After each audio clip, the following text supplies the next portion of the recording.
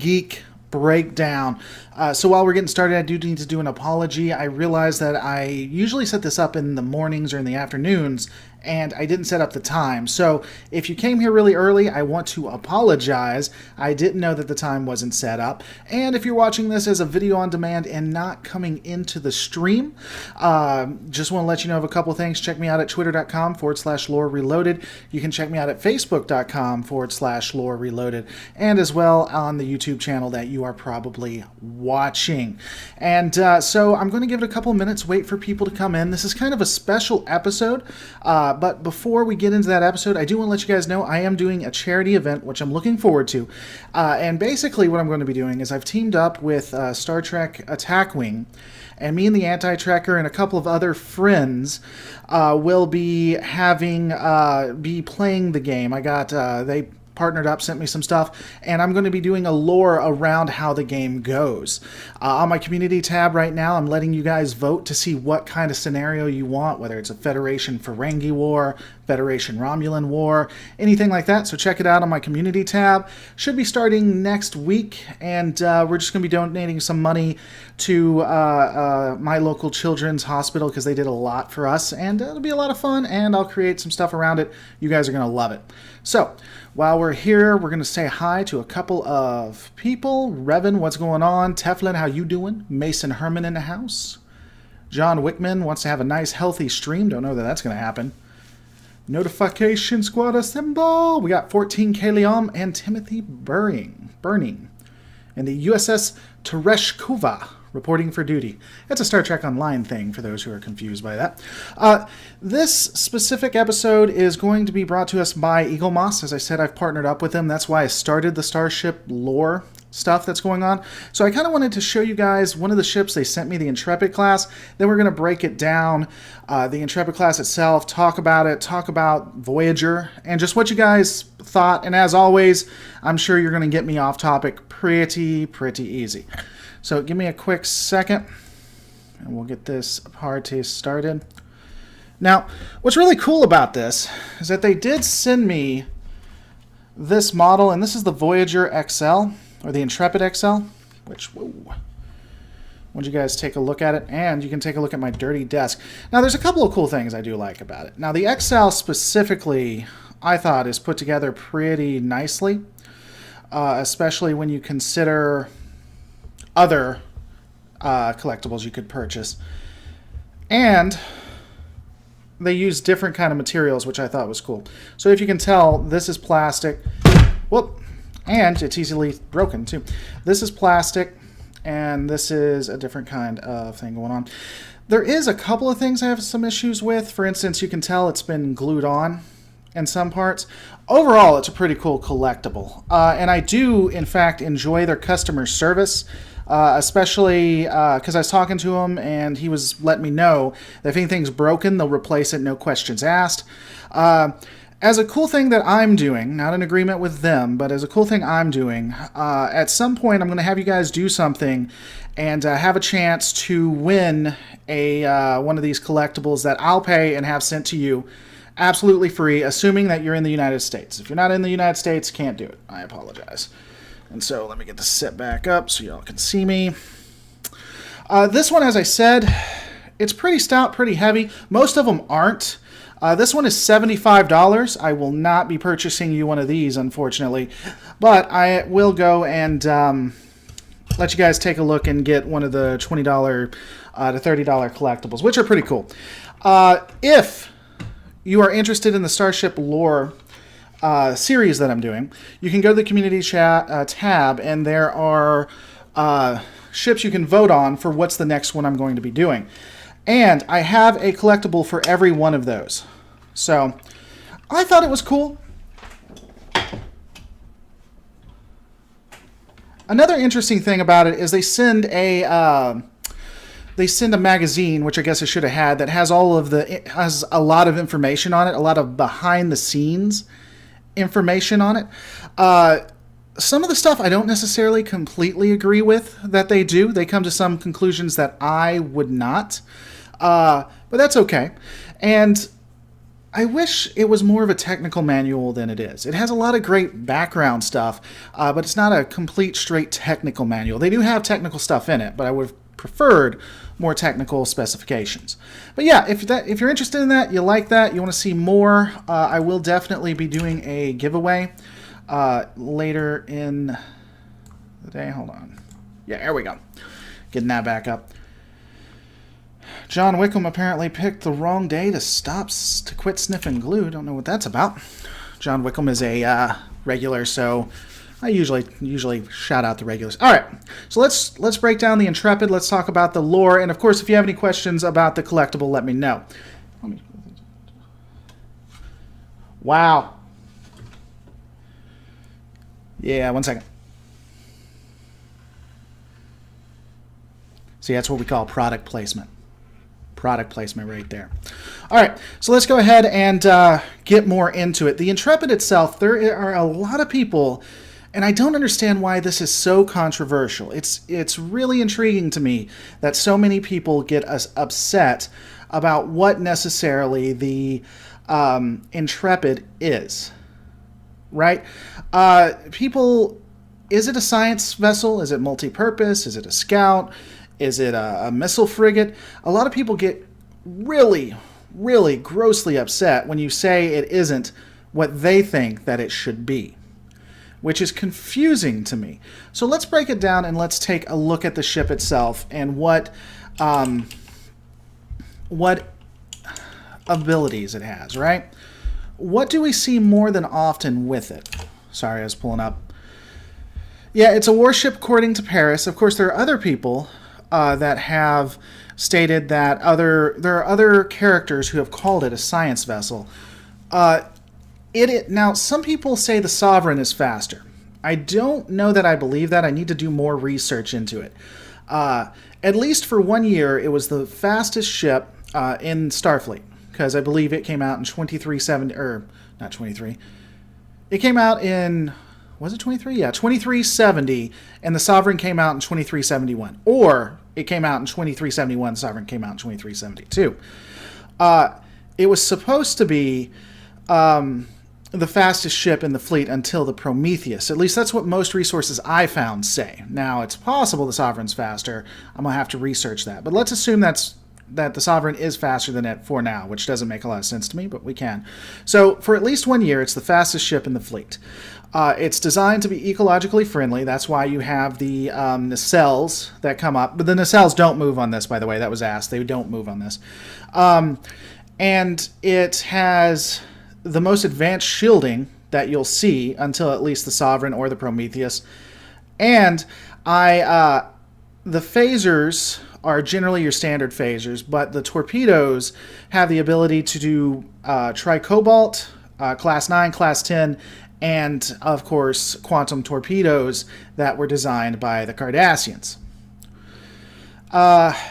So, when you look at it from a scientific position, what science labs does it have? Let's just assume it has stellar cartography. Let's just give you stellar cartography, even though that one's in flux. Stellar cartography, medicine, biology, and holographic research. Let me confirm that real quick, because whoops, holographic, yep. It has biology, medical, stellar cartography, which again, that one's questionable, and holographic research. That doesn't feel like the full gambit of scientific labs that you could have. Now, maybe that's just, I don't know, maybe that was just a brief overview that they're talking about, but it doesn't feel like that's pulled out. I will say this, because someone brought it up, Revan, why can't the Intrepid be both science and warship? The ship doesn't need to be constrained by our society's standards. I don't mind it being a multi-purpose ship, necessarily, but I do think that it is more warship than not. And I think that you can see that, especially when you compare everything that it has available to it, right? But I would say that I would lean towards multi-purpose ship with a emphasis on it being ready for war again post Wolf 359, and you're already gearing up for the Dominion War. You're in the Cold War with the Dominion War, and we see it being used effectively during Deep Space Nine at least once. I wish they'd showed it more. I understand why they don't show a lot of Voyager or I'm sorry, a lot of Intrepids or a lot of Sovereigns, or no Sovereigns, but I wish they'd used them more. But I get why they wouldn't from out of character, in the real world perspective. A lot of people bring up with the ability to land. That's where I have somewhat of an issue too. The ability to land doesn't, as far as I can see, doesn't lend any specific advantage for long-range abilities or long-range travel. Because anything that you can land the ship for, with the exception of repairing it, could be done through shuttles or the transporters. I do agree. I see some advantages if you used it as a warship. But I don't see necessarily... I just don't. And I guess you got to question, if you need to land it to fix it, how effective is the ship? You know? I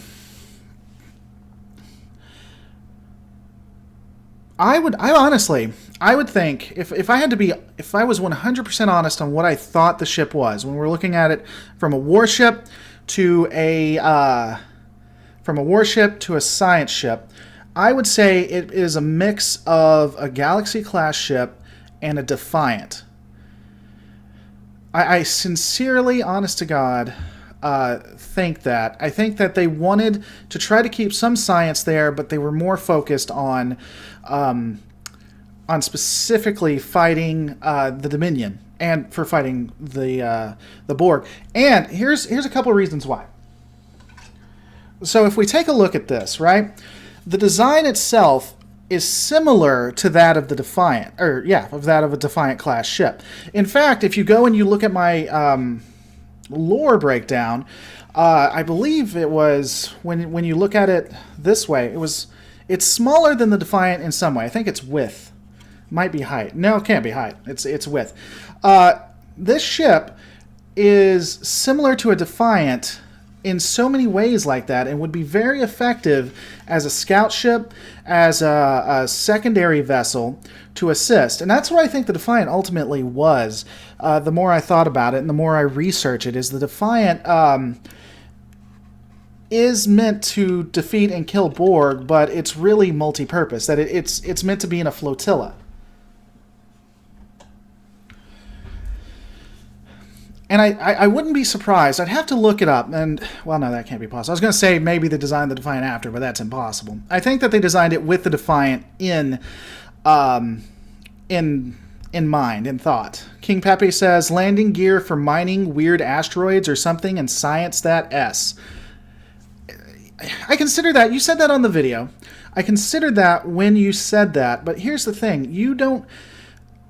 So the Intrepid class is supposed to land on a planet and mine it. I mean, there's so many different ways you could do that. You could do that with shuttles. You could design ships specific to it. So I don't think they made it as a mining vessel. And any scientific experiment you can do, you can use transporters to get people down there, or you can use shuttles. You don't need to take the main ship down. There could, 14K Liam, there could be more science stations on Deck 14 of the Intrepid, because the only thing we know about the deck is expect they are stasis pods. I mean, I suppose. They could be. Everything that was just said was confirmed as labs they had. And if they were trying to sell this as a science vessel, you would think that they would have more in-depth conversations about it. Now, let's all be honest. We're all talking about this because we're all nerds and we're dorks and things like that. The writers didn't care that much. That's part of the problem. When it needed to be a science vessel, it was a science vessel. When it needed to be a warship, it was a warship. And there wasn't a lot of consistency put in there because they didn't need it. The fans didn't care. And honestly, a lot of the fans still don't care. It's just one of these things that we're just sitting here having a conversation about, right? The Defiant is an escort vessel. It meant to escort something. I would actually agree with that. A lot of people like to think the Defiant is this big bad, can kill everything in one shot. And it's stout. It can take a lot and can push a lot. But I don't know necessarily that it was designed to be able to kill a Borg by itself, or it was designed to be with only other ships like itself. I think that the Defiant would need to be paired up with a Galaxy class or an Akira class or a Sovereign class, and that's where it worked very, very well. Han Solo, if it were a 5-year mission but could go only 3 years without refueling, they would need to mine a lot of ore to refine, so it makes sense the landing gear also looks like claws at Lore Reloaded. Except we know that they can mine deuterium and that they can mine and get other kinds of crystals utilizing their shuttles, of which that's one thing to include too. Voyager, at least, I'm sure that it became stock in all Intrepid classes, but Voyager could mass produce their own torpedoes and mass produce their own shuttles. Very common. I mean, let's be honest. Every ship could do that. The Defiant, the Sovereign. If you can't make your own shuttles, I mean, it's not worth being a Federation ship. So,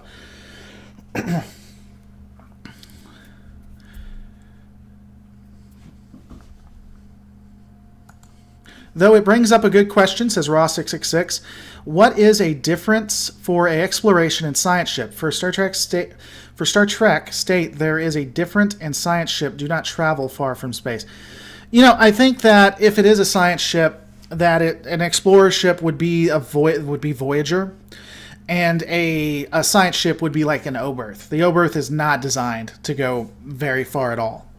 And honestly, an Oberth, excuse me, the Oberth in its natural state is, of course, to be exploded. Here's a question for you that confuses me. A lot of people say that... So let's think about this too. Voyager was sent out, and everybody swears up and down, though when I ask them, no one can point to me in an episode where it says so, that Voyager was sent out before it was ready. That it was sent on its task before it was completed. Now, don't get me started on the Federation and the Starfleet that has thousands upon thousands of ships, has the Defiant sitting right there, and yet they're going to send a science ship that isn't even prepared out early. So, the ship isn't ready. They send it out. It stops at Deep Space Nine and then goes to catch the Maquis. So they send a science ship that isn't completed, that isn't ready, to go and do a military mission to catch the Maquis and to, well, that's more it, to catch the Maquis. Now, I could understand if maybe resources are tight given the what's going on with the Cold War and such, if they sent a warship that may have not been ready for it. You know, sometimes you got to do what you got to do. But why would they send a ship that wasn't ready into the Badlands, especially if it's a science ship? They send Voyager to the Badlands because it's the only ship that can go deep into the Badlands. Rewatch Caretaker, the first episode. The Intrepid Class vessel is the only ship that can go deep into the Badlands. So when I see the Defiant Class ship go deep into the Badlands, when I see... What was it? Was it an Excelsior when they were going after the Federation trader, Starfleet guy? What was his name? I really like him. Anyway, it doesn't matter. I think it was an Excelsior class. You're telling me a Galaxy class can't go in there? You're telling me a Sovereign class? Even though we see the Defiant? The Defiant goes deep into the Badlands. So Voyager was the only one, except when it wasn't the only one that could do it. Don Juan, Voyager had no business chasing down the Freedom Fighters. Now that's what you guys are going to fight about now.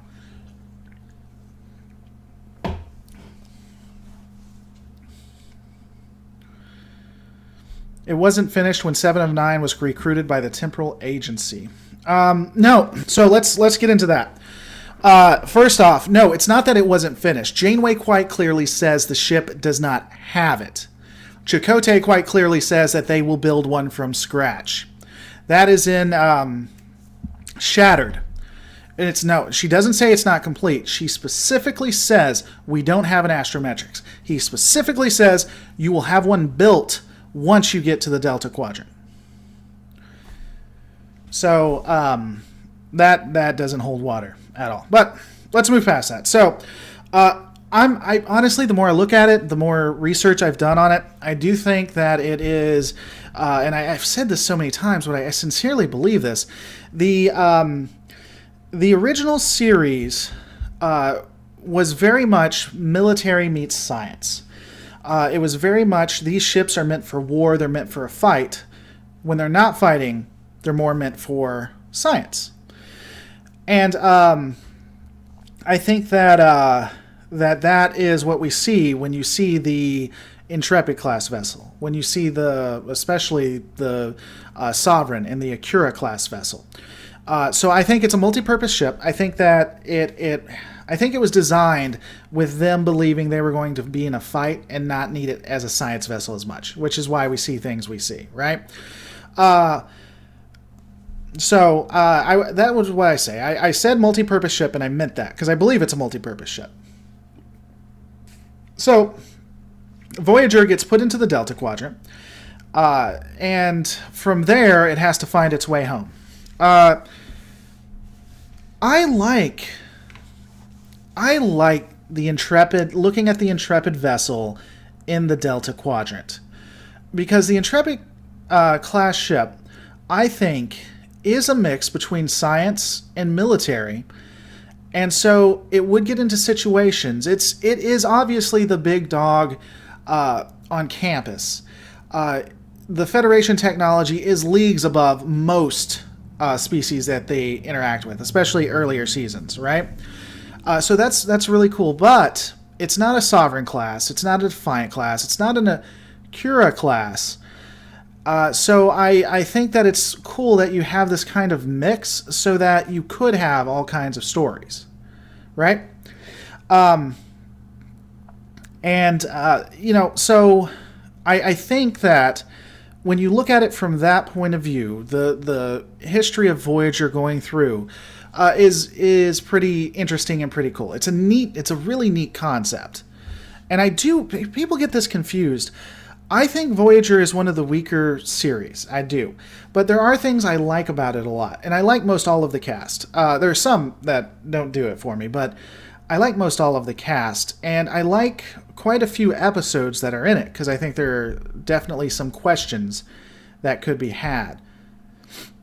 So the fact that it could last on its own, too, even if it was a warship, I think it could be argued that it could be used as a long-range explorer, something they might have considered doing after that, once it got home. Let's see, Raw 666, I think it was stated it was ready but was damaged, including warp core that was leaking and lost a good chunk of the crew, so it hurt for resources for the first season due to damage. Yeah, I've never found anything that claims that the ship wasn't ready or wasn't fully stocked or wasn't fully, what's the word I'm looking for? I want to say created, but that's imprecise. Corey 2000, the Enterprise was a science, war, and other purpose ship, all 10 of them likely. That is the nature of Starfleet, which is a mix of different disciplines. I would agree with you mostly. I think the Enterprise D is probably the one that's closest to not being that. I think the Enterprise D was stout, but it was done during an era of pacifism for Starfleet, and I think it's reflected in that. So I don't necessarily agree on the Enterprise D, but I do think that most all other ships, I would agree with you there, especially when you look at the A, the B, the C, and the F, for sure. And let me look up something real quick, guys. All right, so here's what I want you guys to do. If you're interested in getting a collectible from Eagle Moss, here's what I want you to do. I want you to send a tweet to, and I'm going to put it in the comments, at Star Trek Models. This is only going to be while this is live. So I want you to send a tweet to at Star Trek Models and at Lore Reloaded on Twitter. And I'll put it right there. And there's the link to their collectibles. Of the collectibles that you see, and choose the, it's going to have to be one of the $21 ones, not the XL versions. Let both of them and me know which one you guys actually like. And I'll choose one of the Twitters, one of the tweets after the show. And I'll have it sent out on Friday. And here, let me give you. This is actually where it starts with the $22 ones. Don't choose any of those XLs. I ain't sending an XL out.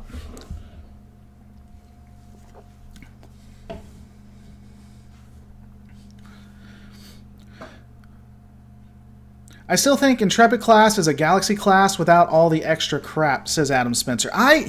Some people have said that. I don't necessarily see it as a Galaxy class. I see the Nebula class as a poor man's Galaxy. I was trying to see what I would make it comparable to in the original series, but I don't think it has an original series. I don't think it has an original series equivalent, if you ask me. I honest to God, don't. Now, a lot of people said, how would you pimp your Intrepid? Honestly, the Intrepid class more reminds me of the Defiant, and that may be just towards my bias or who I am specifically. So if I was to go that route, I'd probably more make it towards a warship or a scout ship, and not focus on science as much. Because it seems to do that a lot better to me. It seems to be better at being a scout, at being a courier, than it is at being a science ship. So I would have the focus on the warp, like they did. I would probably increase the phasers. I would either give it the same type of phasers that you have on the Defiant, which is the cannons. I forget exactly what they're called. The cannons. I'd make sure that it could have quantum torpedoes, less Type 10 phasers, again, because you'd have the cannons and things like that, and use it as a ship that could just go from A to B and get there, even if it was jumped. And that's how I would create the Intrepid itself, if it were me to say. But what do you guys think when it comes to the Intrepid itself? Should it be a science, or would it be a better warship? Corey 2000, warship with science studies for war tech. That might be an interesting thing. So we embrace the fact that it makes a really good combat vessel, but we come back and we start including ways for them to study and increase weapon technology and defensive technologies. Now, a lot of people would get upset about that because that goes against Starfleet's general motto, but they're in the middle of the war and they made the Prometheus class, so they kind of moved away from this whole we're peaceniks, especially towards the end. So I like that. I could get behind that. And honestly, to a degree, didn't Voyager do that? Didn't they, especially at the end, design weapons and work on weapons that would defeat and kill the Borg? So, I mean, honestly, they did that. Admiral Saval, why no XLs, Lord? Because I am not as crazy rich as I'd like to think that I am. I can afford any of the $23 ones. This is coming from me specifically. $76 is a little bit over the budget that I've given for this, if you're wanting me to be completely honest with you guys. 14K Liam, I think at one point Janeway said that the reason that the Voyager didn't have a ship counselor was that they were supposed to be one short-term assignment, so maybe the ship wasn't at 100%. Maybe. That would, in my opinion, be contrived. Again, I don't see why you would send a ship out unprepared. I just don't see why you would send a ship out unprepared. Makes no sense to me.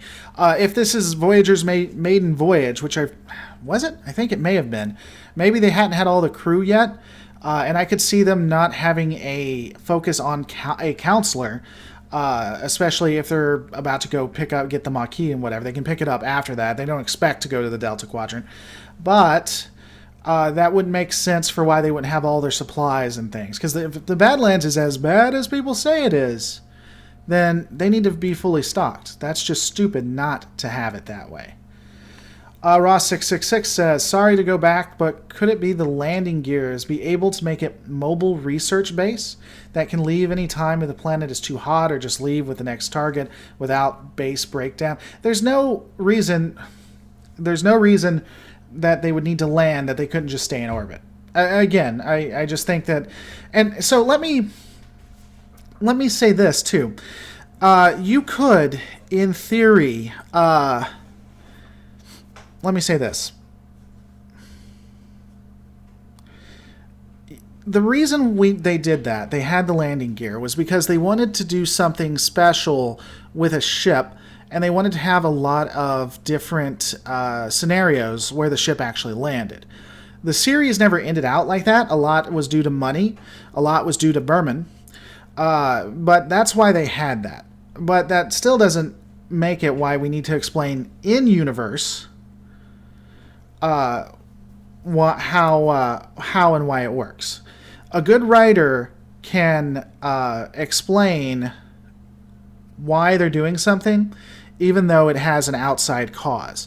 Doctor Who isn't perfect, and I keep bringing them up. Doctor Who isn't perfect, but they at least explained what was going on. They at least explained specifically things that occur, even if they had to do it due to outside influences. And there are other shows that did that as well. And again, it's not perfect, and I know this is kiddie, but I like Power Rangers would use the Sentai footage, and they'd be constrained by the Sentai footage specifically. And I think it's Overdrive. I'm not a huge Power Rangers fan. I'm not, so don't get that impression. But I really like Overdrive because they wanted to tell, I think it's Overdrive, they wanted to tell an adult story, and they had this most kiddie footage. It was the one where the entire Earth was desolate. It happens in a mirror universe or another alternate universe, and it was because a virus killed everyone, and they had this one city that they had to protect. Yeah, Sentai, Han, not hentai. But thanks for letting everyone know, Han Solo, your proclivities when you're not watching my channel. But anyway, getting off track. I think Power Rangers did that well. And the fact that Voyager couldn't do it is frustrating, as I said, in quite a few ways. So, going back, just to let you guys know, this is being brought to you because they decided to partner up with me and send me some of their stuff so I could take a look at it with Eagle Moss. If you're interested in getting a free collectible, and what'll happen is if you win, I'll contact you. You need to give me your information. I'll have it sent to you. This is on my dime. I'll be happy to get one if you win and send it out. Go here, take a look at their collectibles that they have. I'm putting it in the chat, and of course, you'll have to be doing this live. And I need you to send a tweet to @StarTrekModels, StarTrekModels, and @LoreReloaded, and let them know which ones you like. At the end, I'll be choosing someone. It'll happen after this. I'll let you know on Friday. I'll send it to them, and they'll send it to you. But anyway, back to the lore, the right gamers in the house. All right, so. Oh, yeah, it has to be a $22 model. Can't be the 76XL. Once I become independently wealthy, I'll send you guys as many XLs as you want. Don't worry about it.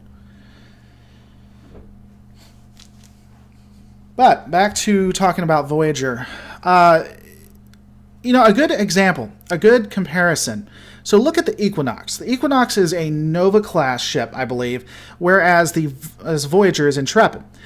The Nova, I haven't done a complete breakdown on the Nova. I have to do more research with it. But the Nova itself has a couple of things which are pretty awesome when it comes to labs, especially studying stellar cartography, again, just everything you'd see with Voyager. And they have little compartments that will come off the ship and go down that work similar to shuttle pods, but are extensions of the ship and allow them to do more scientific research.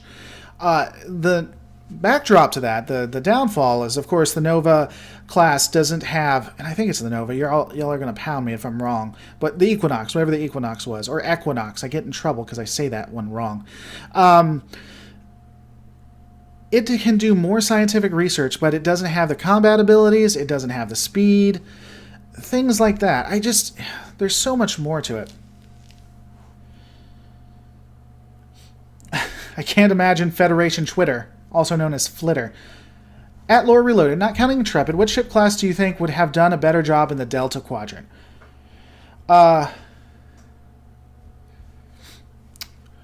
Before I answer that, though, Han Solo says, sorry to bother at Lore Reloaded, but who were we meant to tweet again? You need to tweet at Lore Reloaded, myself, and then at Trek Games, I will include, at Star Trek Models. I'm sorry, not at Trek, don't send it to at Trek Games. At Star Trek Models right there. I put it in the chat. So, I would love to see a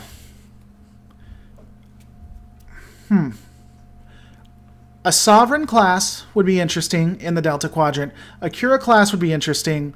I would say, though, for a ship that I think would do well, that could get back, I would probably send a Galaxy class ship.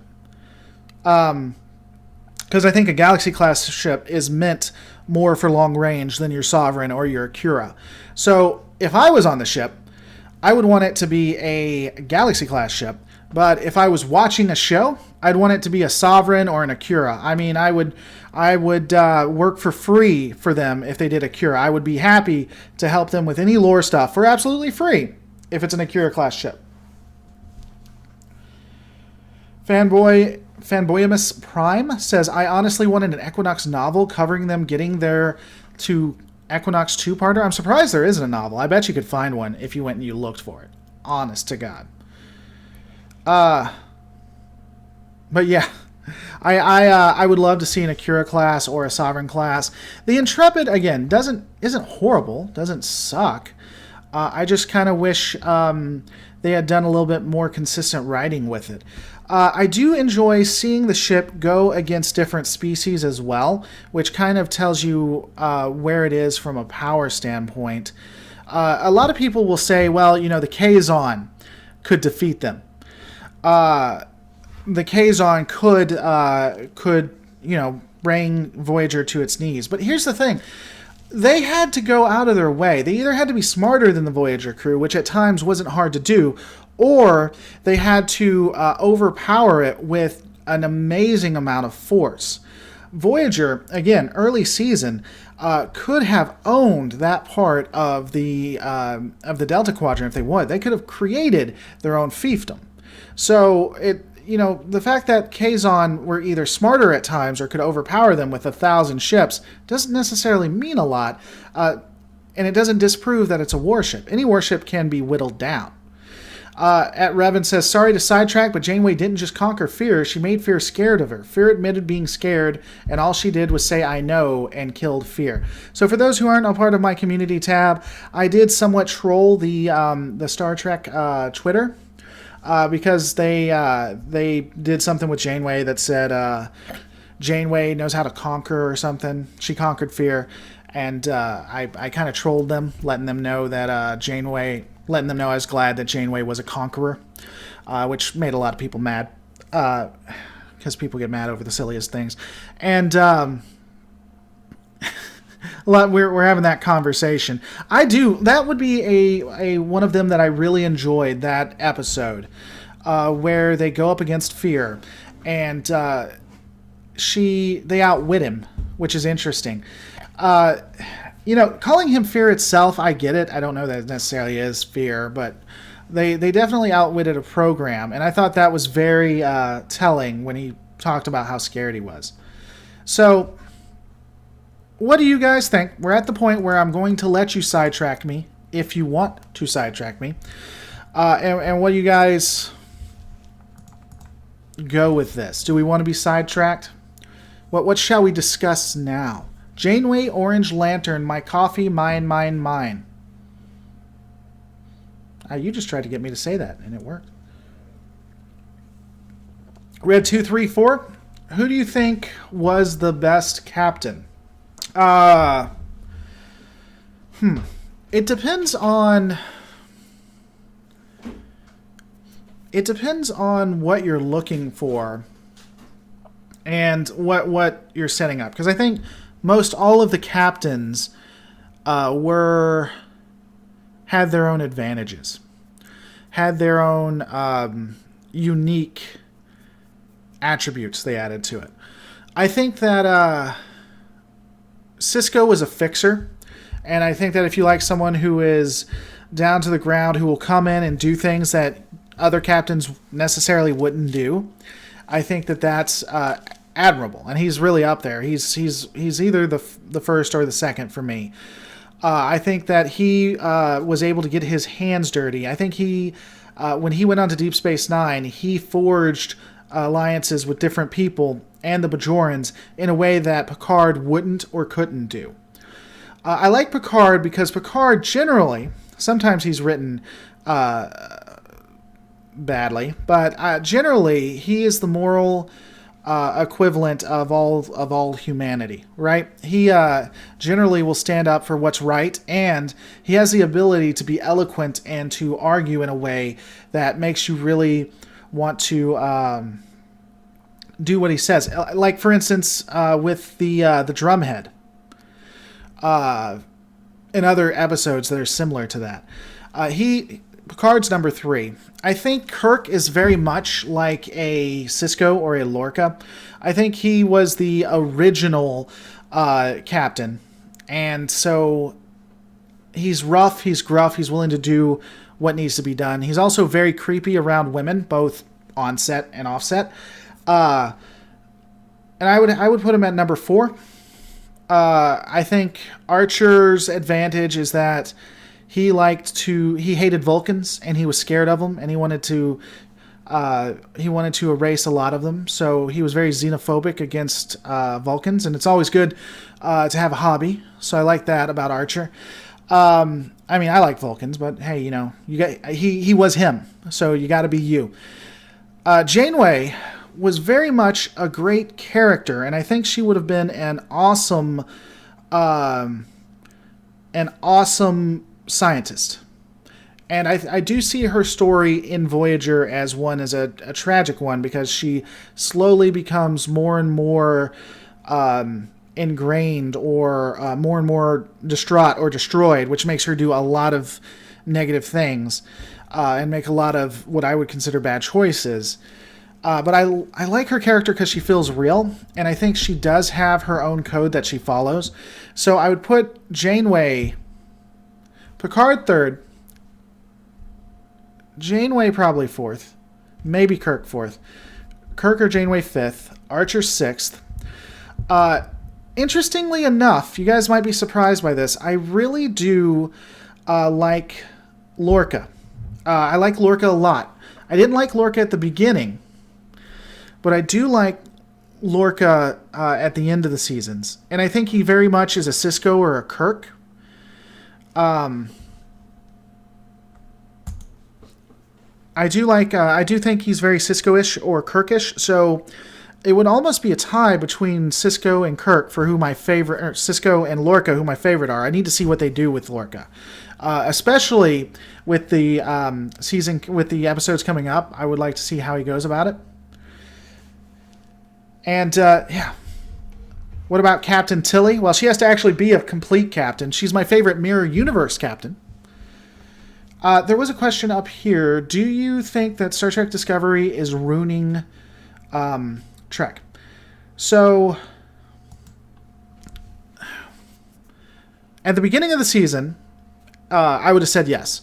I would have said they are pandering to one specific demographic, a demographic that generally doesn't even like Star Trek. And they are trying to get in as many political points, and they don't make a lot of sense, and it's just a lot of it's garbage. But they're slowly starting to pull me to where I like the series, I'll be honest.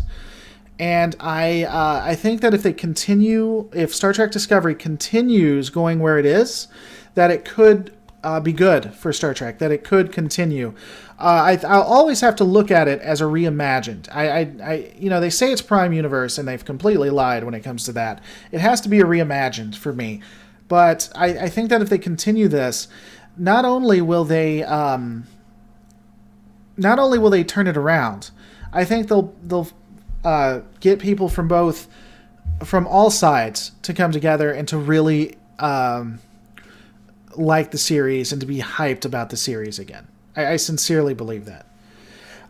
Who's the sexiest? We're talking about the sexiest character, which is obviously Chakotay. I mean, duh. No, who's the sexiest character? I'd have to think about that. I find Tilly really attractive. I've always liked Tilly. And it's not just her looks or anything. I like Tilly the character. I like her personality. I like her intelligence. I like how outgoing she is. I just like Tilly as a character. Honestly, I'm horrible. I don't necessarily look at characters for sexiness or not myself. It's not to say I don't find people attractive. It's just not my thing. After you've been married over 10 years, for me, it just... Yeah. Do you agree with the theory of Lorca being from the Mirror Universe? I'm being more and more pulled to Lorca being from the Mirror Universe. And I do think that... So let's look at some of the evidence that's been brought. And I think it's very compelling. First off, Lorca's sensitivity to light.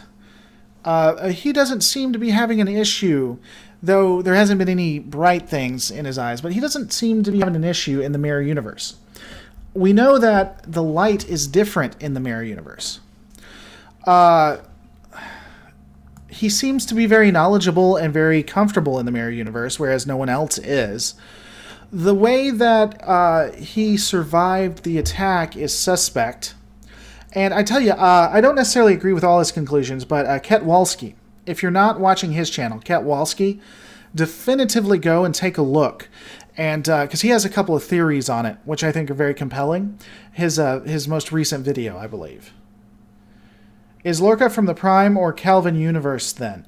I mean, he would technically be from the Prime universe if we were to believe what the producer says.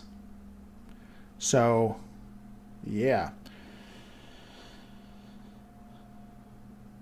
When you say the light is different, do we mean starship lighting or the stars themselves? The stars themselves. So if you remember, right gamers, if you're watching, she says that the very light itself is dimmer, it's different. It doesn't have the brightness that we had.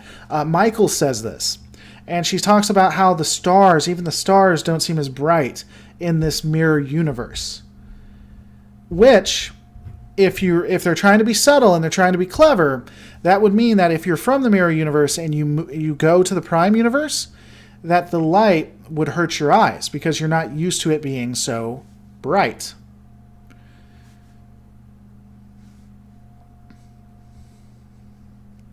So that's some things to consider as well. Is he from the Lorca universe? Yes, from the Lorca universe. Tyrannosaurus Rex, what's going on? So yeah, breaking down the Intrepid. I like the Intrepid. I think the Intrepid's awesome. We're going to be doing more of these. Guys, if you haven't, just to remind people, in the community tab of this channel, I currently have scenarios that I want you guys to go and vote on. I'm going to be doing a charity drive where we're going to be donating charity to the local hospital, and to that I'm going to be having some fun with it. Star Trek Attack Wing has partnered up with me, and they sent me some stuff, and we're going to have some cool fun. And whatever scenario you guys choose, we're going to have some battles, and then I'm going to put together like a lore breakdown of that battle just to have some fun with it. So go check it. Hang out there. I'll answer a couple more questions, and we'll be on my merry. Are there any other ships that can land on the ground other than the Intrepid and the Galaxy class? No, not to my knowledge. Defiant. I think the Defiant can. Maybe it can't. I want to say it can, though. Yeah. We could go super meta. Each mirror episode is a different universe, all of which have interacted with the parallel prime universes. Yeah, it's possible. All right, guys. We're going to end it right there. I want to thank you so much for watching. Which model is the next ship on your next channel? That, again, is also a poll. It's looking like the Defiant is going to win that one. It will be on Monday. You can still go and vote. And whichever one wins is which one I will do, but it's looking like it'll be the Defiant that will be breaking down. Going ahead and go and give you spoilers. The title will have some version of Mother Effing Pimp Hand in it. But with that, guys, I want to thank you so much for watching. Don't forget to rate, comment, and subscribe. And, guys, I'm going to see you on the next. If I can find this. Yeah, there we go. Lore Reloaded.